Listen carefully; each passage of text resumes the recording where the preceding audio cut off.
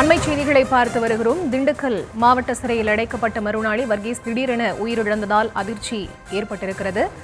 சிறையில் இருந்த வரிச்சியூர் செல்வத்தின் கூட்டாளி உயிரிழந்திருக்கிறார். அது தொடர்பான அண்மை செய்திகளை பார்த்து வருகிறோம். முழுமையான விவரங்களுக்கு இணைகிறார் எமது செய்தியாளர் பிரேம்குமார். அவரிடம் பேசலாம்.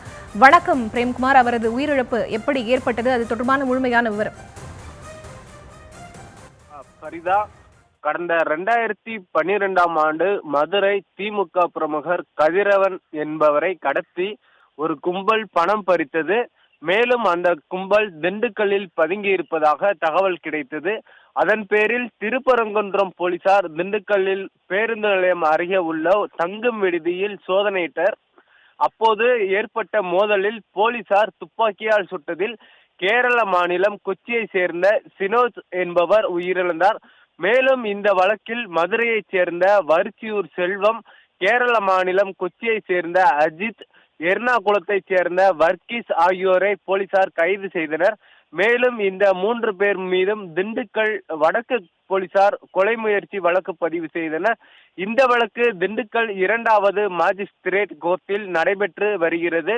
இதனிடையே வரிச்சியூர் செல்வம் மற்றும் வர்கீஸ் முறையாக விசாரணைக்கு ஆஜராகாமல் இருந்து வந்தனர். இதனை அடுத்து கோர்ட் பிடிவாரண்ட் பிறப்பித்தது. தொடர்ந்து கடந்த மாதம் வரிச்சியூர் செல்வம் கைது செய்யப்பட்டு போலீசார் நீதிமன்றத்தில் ஆஜர்படுத்தி பிடிவாரண்டை நிறைவேற்றினர். இதனிடையே நேற்று முன்தினம் கேரளாவில் வைத்து வர்கீஸை திண்டுக்கல் நகர் வடக்கு காவல் நிலைய போலீசார் கைது செய்தனர். பின்னர் அவரை கோர்ட்டில் ஆஜர்படுத்தி திண்டுக்கல் மாவட்ட சிறையில் அடைத்தனர்.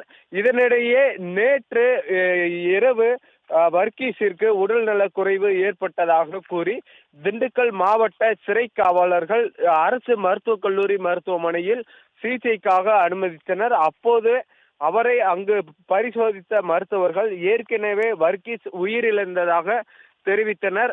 இதனையடுத்து தற்பொழுது இது சம்பந்தமாக திண்டுக்கல் நகர் மேற்கு காவல் நிலைய போலீசார் வழக்கு பதிவு செய்து விசாரணை மேற்கொண்டு வருகின்றனர்.